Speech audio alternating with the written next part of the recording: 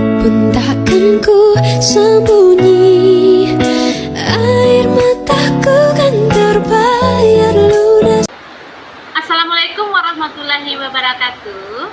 Pada kesempatan ini kami calon guru penggerak angkatan 9, yaitu saya sendiri Yelmawati MPD dan rekan saya yaitu Liza Rozalina SPDDR akan mempraktikkan coaching supervisi akademik, di mana nanti kami secara bergantian akan menjadi coach dan juga coachee sesuai dengan permasalahan yang kami alami. Pada praktik coaching pertama, saya berperan sebagai coach dan Bu Liza sebagai coachee. Sedangkan praktik berikutnya kami akan bertukar peran. Oke Bu Liza, lanjut. Oke. Assalamualaikum warahmatullahi wabarakatuh, Bu Yelma. Waalaikumsalam Bu Liza, bagaimana kabarnya? Ya, beginilah seperti yang Ibu lihat sendiri, Bu. Dari ekspresi wajahnya sepertinya Ibu Liza tampak kurang bersemangat. Tidak seperti biasanya ya. Apakah demikian, Bu? Ya, begitulah, Bu. Saya sedang ada masalah. Kalau Bu Yelma sendiri bagaimana kabarnya? Alhamdulillah, saya dalam kondisi terbaik, Bu Liza. Sehat walafiat. Semoga kita semua dalam lindungan Allah Subhanahu wa Ta'ala, sehingga kita terhindar dari masalah ya Bu Liza ya. Amin. Amin. Oh ya, Bu Yel, apakah sekarang Ibu Yel sibuk? Dan bisakah saya meminta waktunya sebentar untuk ngobrol? Nggak lama kok, Bu. Sekitar 15 menit lah. Kalau sekarang sih kebetulan saya kosong dan insya Allah ada waktu untuk ngobrol Bu. Kira-kira apa yang ingin Ibu omongin hari ini Bu Liza? Iya, alhamdulillah. Terima kasih, Bu, sebelumnya. Iya, Bu, saya lagi suntuk dan galau sekarang karena saat koordinasi dengan kepala sekolah, beliau menyampaikan bahwa anak-anak kelas 6 harus mencapai target yaitu lulus 100% tahun ini. Nah, apapun alasannya. Nah, disinilah yang membuat saya kepikiran dan stres, Bu.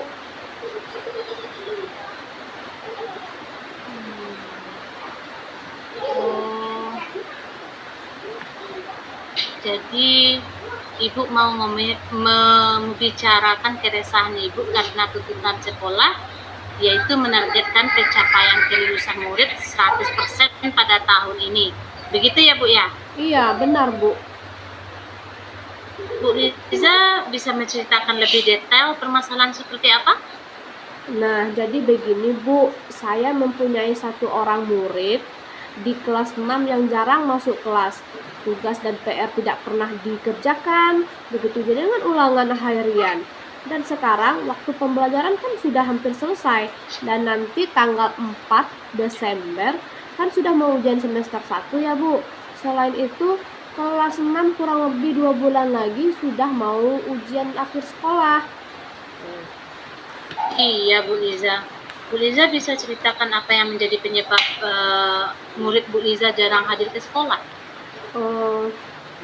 Begini, Bu, anak yang jarang berangkat ini sudah pernah saya panggil, berbicara dari hati ke hati. Alasannya tidak datang karena ia tinggal bersama nenek dan ayahnya. Nah, karena orang tuanya sudah lama bercerai, jadi dia selalu terlambat bangun katanya, dan akhirnya dia memilih tidak datang sekolah. Jadi dari cerita Bu Liza, intinya masalah Bu Liza ada satu murid yang jarang masuk sehingga nilainya banyak yang kosong. Akan tetapi di sisi lain Bu Liza harus memenuhi target. Begitu ya, sekolah tahun ini. Iya. Murid harus lulus 100%. Begitu ya Bu ya? Iya, betul sekali, Bu. Kemudian berangkat dari masalah tadi Bu Liza, apa sih sebenarnya yang diinginkan Ibu, dan Ibu ingin mengharapkan kondisi seperti apa yang seharusnya terjadi terkait masalah tadi? Yang saya inginkan sih simpel aja, Bu. Saya setuju saja dengan target sekolah meluluskan anak 100%. Nah, akan tetapi harus ada dasar yang benar.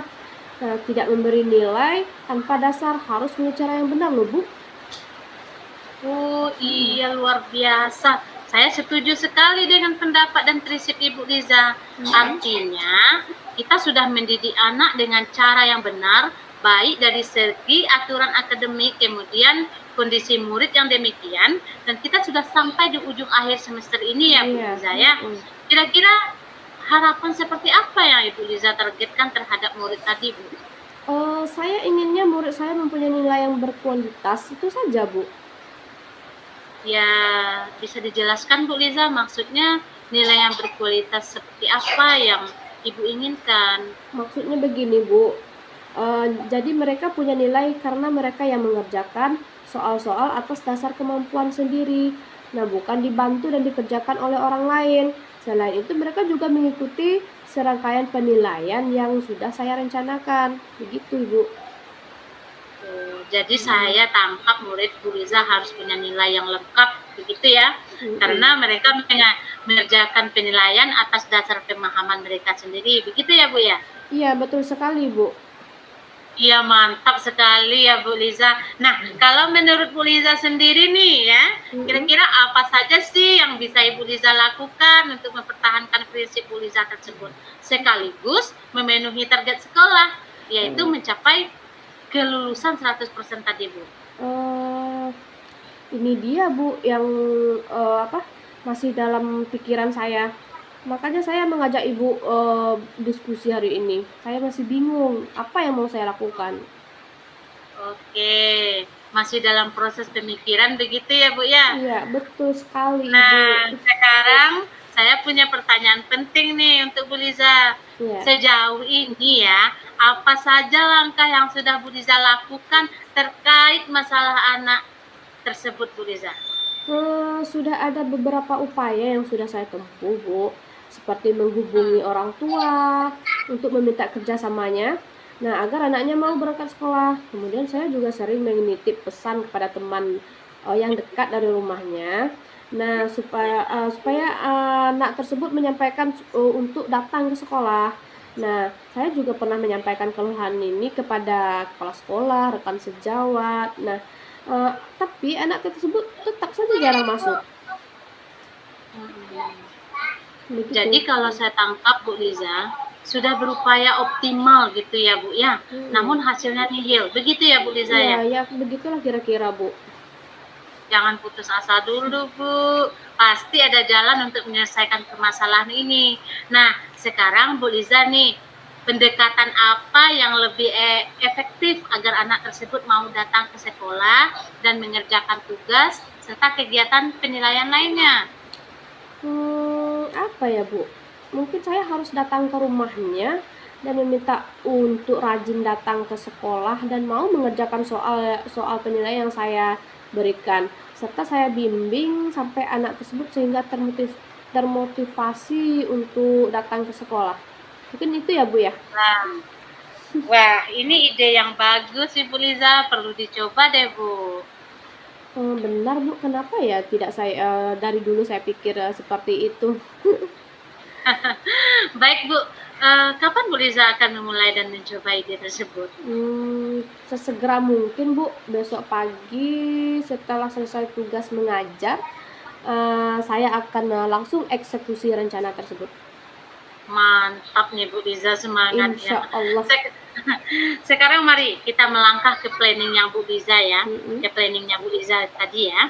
Kalau mempertimbangkan ada satu murid yang jarang masuk dan tidak mengerjakan tugas dan penilaian tadi Bu ya, dan mengingat ada sejumlah tagihan penilaian dan kira-kira dengan jadwal pelaksanaannya kapan Bu? Saya akan memulai dengan melaksanakan dari penilaian harian dulu Bu, dan saya akan datang ke rumahnya sehingga anak tersebut bisa langsung mengerjakan soal-soal yang saya berikan. Ya, kira-kira pihak yang bisa Bu Liza ajak kerjasama itu untuk menangani masalah ini siapa Ibu kira-kira?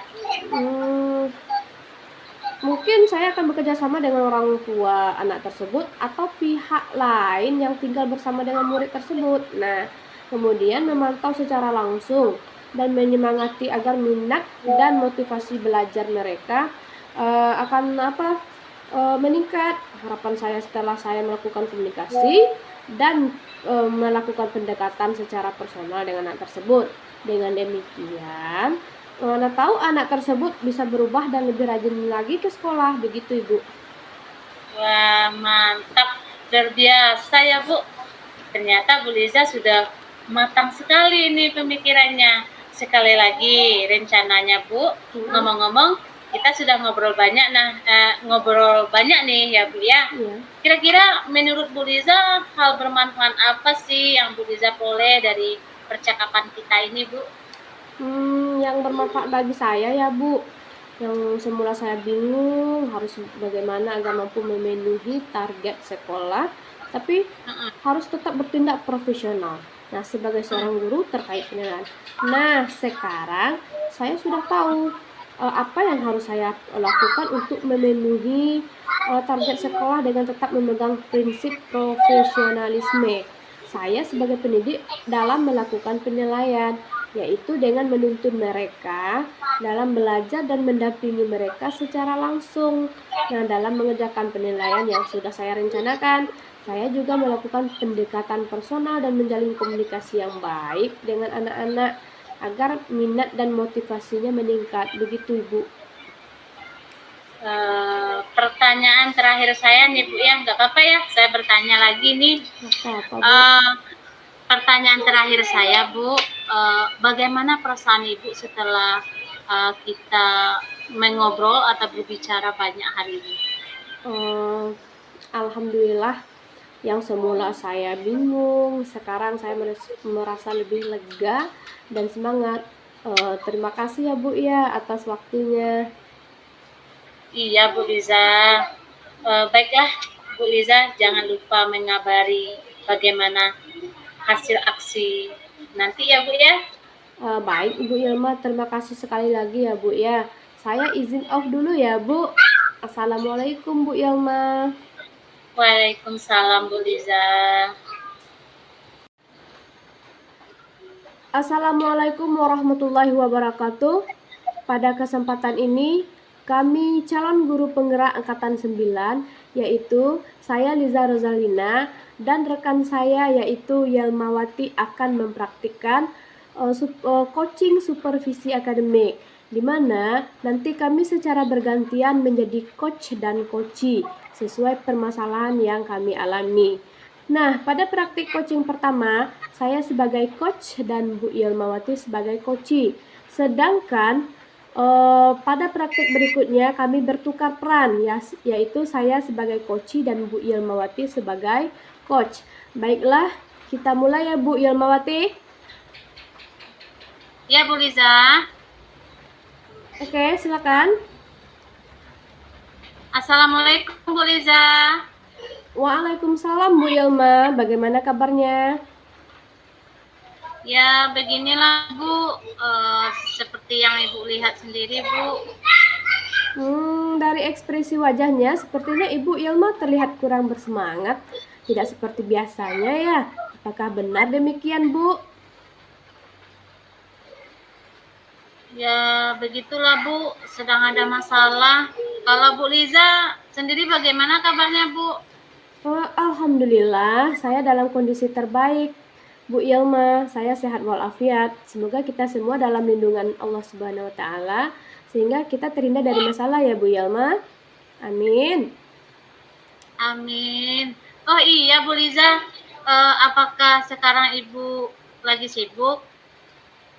Dan bisakah saya meminta waktunya Ibu sebentar untuk mengobrol? Sebentar aja kok Bu, paling ya sekitar 15 menitan lah Bu.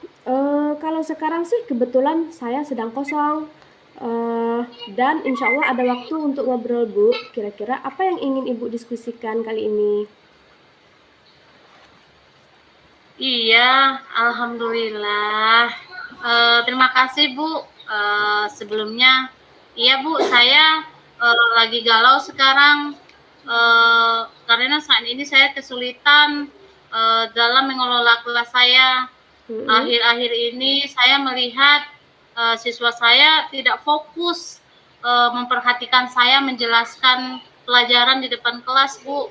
Mereka terlalu sibuk dengan gadget mereka masing-masing. Saya sudah berusaha untuk mengingatkan mereka mereka tidak mengindahkan teguran tersebut, Bu. Mereka lebih cuek aja. Oh, jadi Ibu mau ngomongin keresahan Ibu karena Ibu merasa kesulitan mengelola kelas dan memberikan pemahaman kepada siswa Ibu yang sibuk dengan HP mereka. Begitu ya, Bu ya? Iya, benar sekali, Bu Liza. Bu Ilma bisa menceritakan lebih detail permasalahannya seperti apa? Jadi begini, Bu Liza. Peraturan sekolah yang memperbolehkan siswa membawa HP membuat saya dilema. Saya ingin menciptakan suasana yang kondusif dan menyenangkan bagi siswa. Saya ingin siswa benar-benar memperhatikan saya ketika saya lagi menjelaskan materi, Bu. Tetapi kenyataannya mereka sibuk dengan memain gadget mereka sendiri. Jadi saya bingung, Bu Liza.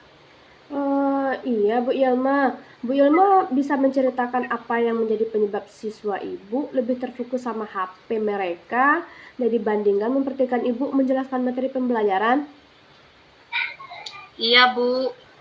Siswa yang sering memainkan HP ini sering saya panggil untuk memberikan peringatan agar mereka tidak memainkan HP di saat saya menjelaskan pembelajaran. Tapi dari hari ke hari, Bu Liza, mereka sepertinya tidak mengindahkan teguran saya. Saya sebenarnya jadi kesulitan juga, Bu Liza, karena pihak sekolah memperbolehkan siswa untuk membawa HP ke sekolah.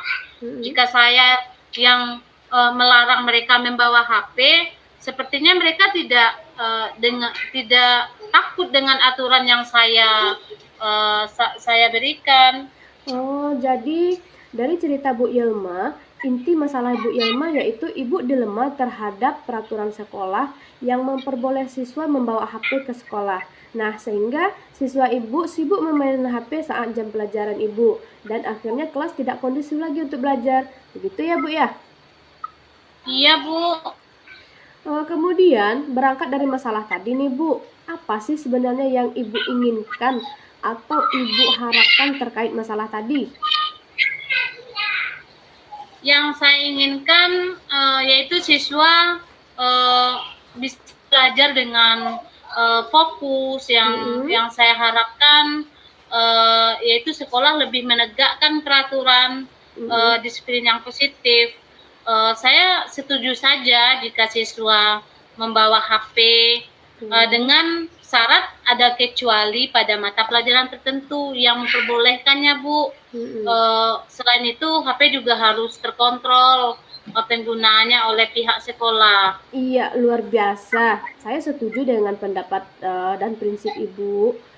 Artinya kita memperbolehkan siswa membawa HP, namun hanya pada mata pelajaran tertentu saja ya, Bu ya. Kira-kira apa sih yang bisa Ibu lakukan untuk mempertahankan prinsip Ibu tersebut? Ini dia, Bu. Saya masih memikirkan cara tersebut. Makanya saya mengajak Ibu Liza untuk berdiskusi tentang hal ini, Bu Liza. Oke, masih dalam pemikiran begitu ya, Bu ya.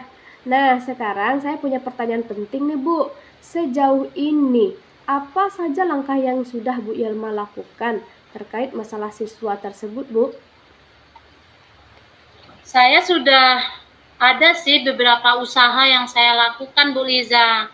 Jadi yang saya tempuh seperti menegur siswa yang kedapatan memain HP saat jam pelajaran berlangsung, menghubungi orang tuanya, diajak bekerja sama agar anak tidak menggunakan HP di saat belajar, kecuali diminta oleh guru. Terakhir saya juga sudah mengupayakan strategi pembelajaran yang menarik agar siswa mau memperhatikan pelajaran.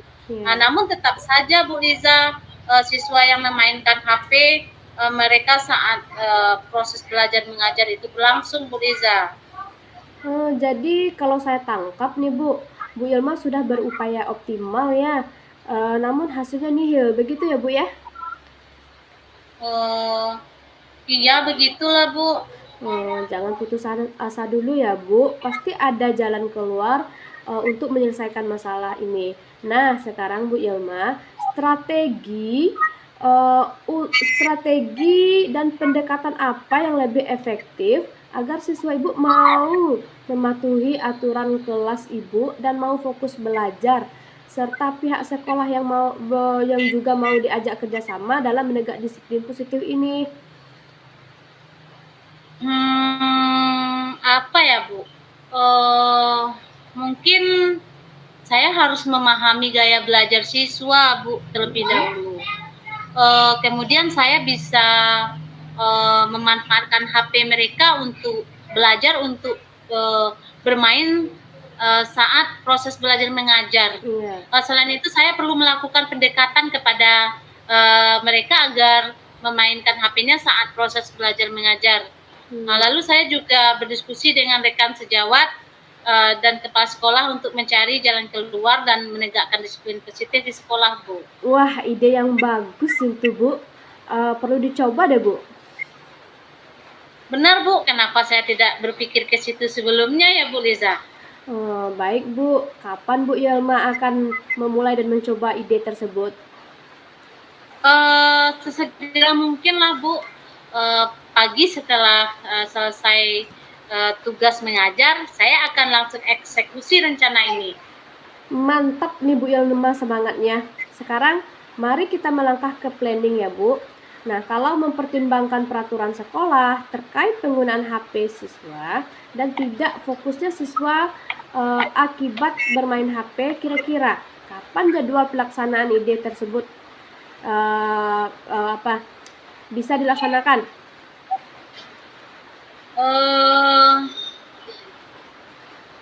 Siswa akan memulai dengan melaksanakan pendekatan dengan siswa saya dan memilih strategi pembelajaran yang lebih kreatif sehingga mereka mau memperhatikan saya saat menjelaskan proses belajar mengajar, Bu Liza. Iya, kira-kira pihak yang bisa Bu Yelma ajak kerjasama untuk menangani masalah ini siapa kira-kira, Bu?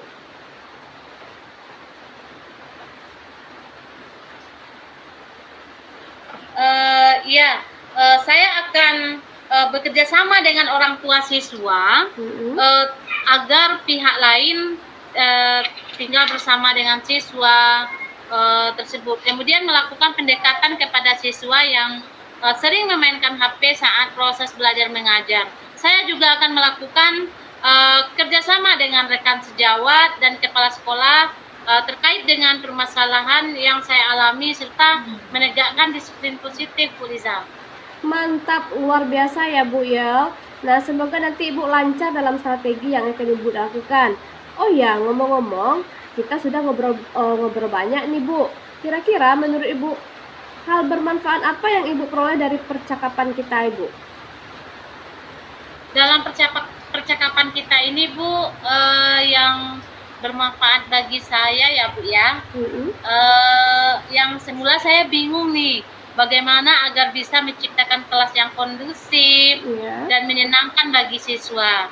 Nah, dan siswa saya juga bisa fokus belajar tanpa dipengaruhi oleh HP. Nah, selain itu saya juga sudah tahu apa yang saya lakukan ke depannya, Bu Liza. Iya, pertanyaan terakhir nih Bu. Bagaimana perasaan Ibu setelah ngobrol banyak hari ini? Alhamdulillah, yang semula saya bingung dicampur dengan putus asa, Bu Liza. Sekarang merasa lebih lega dan bersemangat juga. Terima kasih ya, Bu, atas waktunya. Iya Bu Yelma, baiklah Bu. Jangan lupa mengabari bagaimana hasil aksi nyatanya nanti ya Bu ya. Baik Bu Liza, saya sekali lagi terima kasih ya Bu. Wassalamualaikum Bu. Waalaikumsalam Bu Yel.